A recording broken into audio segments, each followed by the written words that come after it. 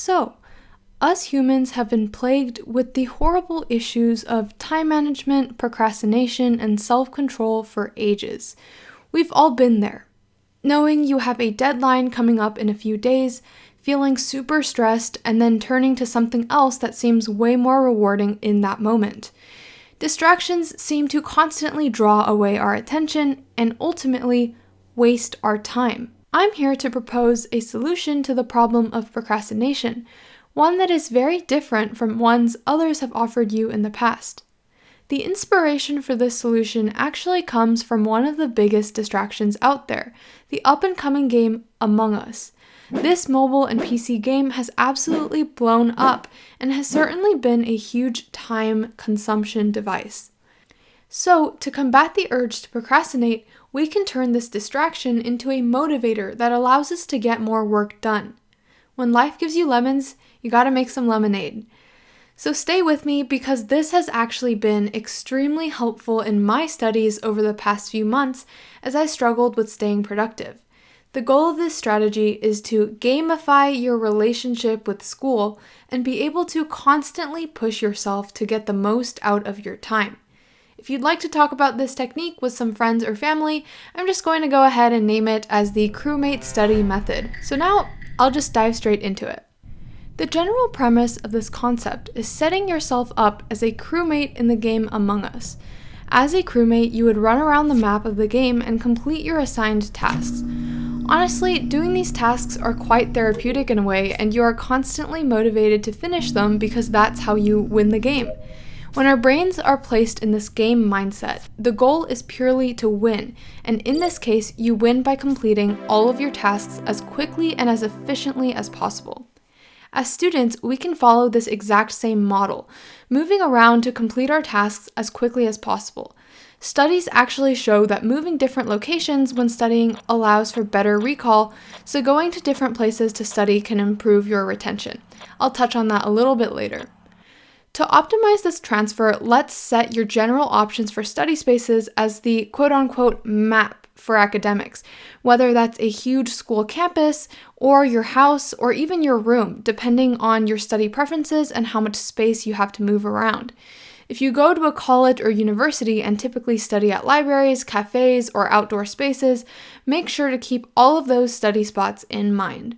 Since the area where I live is currently still under lockdown for the COVID-19 pandemic, I have been studying at home, so I'm going to set my personal map as my house. There's a few areas around the house where I can study, and to complete most of my studying, I usually just need my laptop and maybe my iPad or a few other small tools, so it's relatively easy for me to quickly move around to different spots around the house. The main product that actually makes my life so much easier is a little folding wooden desk. I'm pretty sure it's called a TV tray. I'm not exactly sure where mine is from, but there are links in the description below to a few that look very similar to mine, and I think I would actually buy for myself. This desk pretty much enables me to complete all of my tasks at every corner of my house, constantly being able to move around to different locations. If you're doing some reading, of course you would just be able to take a chair and move it around without using a desk. So the idea is that I complete one task in one singular location and then get up, pick up my desk, my chair, and then move to a new spot to finish my next task. So start off by assigning each physical study area to your mental version of a map in the game. For example, I can decide to match up my house to the map on Among Us called the Skeld and set my room as the cafeteria, which is the main area. Or I can create an actual full map of my real house, which obviously takes a little bit more work, but it depends on your personal preferences. Either way, the process is exactly the same. Next, you will create a task list for the day and determine how long each task will take you. This step is absolutely crucial because you need to figure out how to break down your subject matter. For example, if I need to study for one class, I should break down each of the topics as a separate task. Breaking things down will really help you be a lot more productive, and whereas Among Us tasks are simple and absolutely require no brain power at all, the subjects you will be studying are most likely quite difficult. Estimate how long it will take you to complete each homework assignment or study for each individual topic. Don't worry if they aren't exact estimates because you can still go back and adjust your schedule as you go, but make sure they're at least semi-accurate.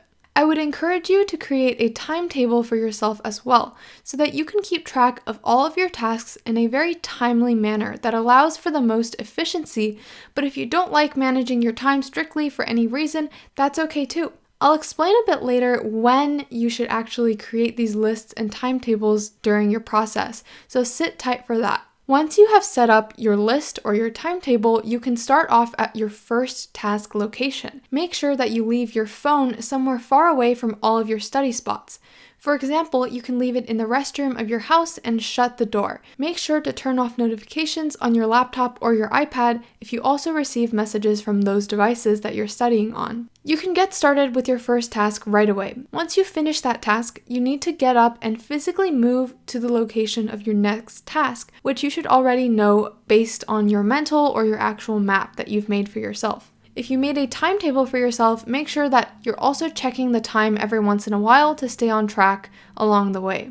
Every 4 tasks or so, depending on how long each of your tasks are, you should try to take a break. Leave your desk or your chair at the last location and take a walk somewhere else or do whatever else you need to do. In the spirit of Among Us, you can think of this as a break to either check the admin table, security cameras, logs, or vitals, depending on whichever map you're on. I'd suggest taking 5 to 10 minute breaks to avoid falling into a huge spiral of procrastination on your phone or something else. Once you go a little bit longer than that, it gets a little bit dangerous. Whenever it's time for a meal though, make sure to give yourself the time to eat. If you prefer, you can have short 5-minute breaks normally and then take a longer 30-minute break for all of your meals. So all you need to do is go about the rest of your day moving on from one task to the next. Now, like I hinted at earlier, once you reach the end of your day, possibly after dinner or even right before you go to bed, you'll need to make sure to do your last task of the day, which is to plan out your list and timetable for the next day.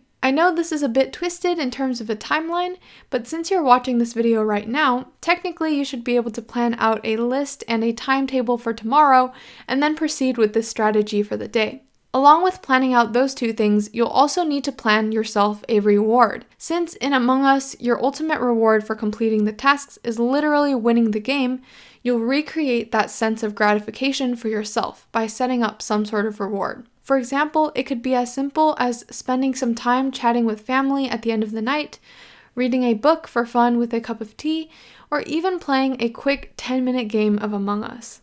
So now you obviously want to know, what's in it for you, right?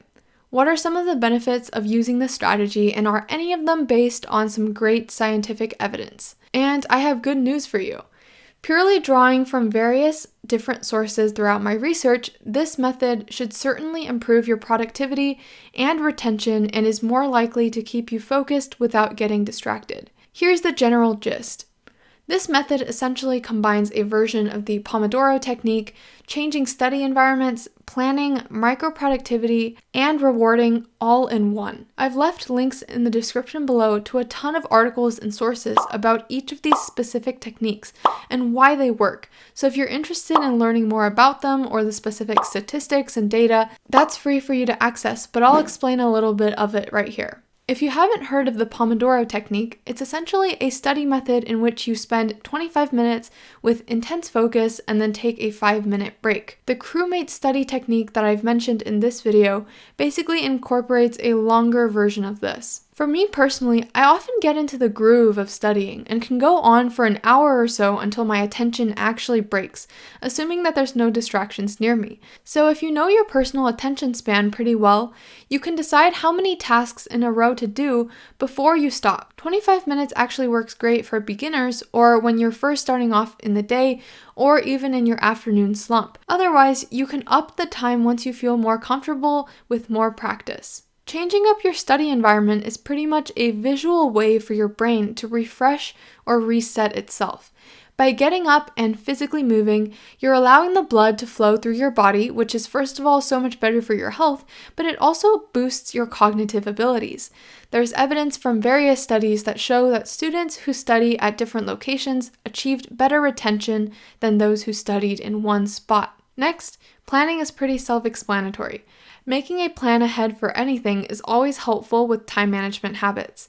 Plans are like roadmaps for your day, giving yourself a better idea of how much you can realistically achieve in one singular day. It's often tough to stick to a schedule, but it's very important to practice this, and I'm sure you will eventually be able to get it down. It truly relieves so much stress, and although you cannot control some variables in your life, this is one that you can, so take advantage of that. Next, micro-productivity is the act of breaking up large projects and tasks into smaller pieces, thereby lowering the activation energy, essentially, of getting started on a task that might seem especially daunting. Humans naturally work better with goals and feedback, both of which are present if you constantly set smaller tasks for yourself to complete. Humans are also very impatient, so telling yourself that you are getting things done actually allows your brain to feel better about itself.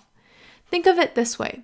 Instead of scaling a huge vertical cliff that looks very scary and daunting, you're building yourself a staircase, which seems much easier to climb and much more appealing to actually get started on. Now, this ties in directly with the next method, which is rewarding yourself. You can choose when to reward yourself depending on your personal motivations. This can either work every step of that staircase, every 5, or even at the end of your whole journey. You are more likely to actually want to get your work done if you have something you're looking forward to at the end of your day. Again, this can literally be anything that makes you happy, but give yourself a little break for working hard. Another great thing about this is that you will honestly probably feel guilty at the end of the day if you didn't end up doing what you set out to finish. All in all, you'd be lying to yourself, so make sure to make some good choices. So, there's clearly a reason why games are addicting, and it's probably because they're literally intricately designed to be that way. The developers are working hard around the clock to get users to play their games and to never put them down. That's their whole goal. The method I've introduced to you is pretty much working in an effort to recreate this addiction in a positive way, tricking your own brain to do something productive with your time instead. I encourage you to give it a try and let me know your thoughts in the comments below. Thank you so much for watching this video, and I really hope you enjoyed it. I would greatly appreciate it if you could subscribe and like this video because it truly does help me out a whole lot. And also check out my Twitter and Instagram for more updates on what I'm up to these days. The Obsidian course is coming out very soon, and I hope you all have a wonderful day. Thank you so much, and I will see you very soon.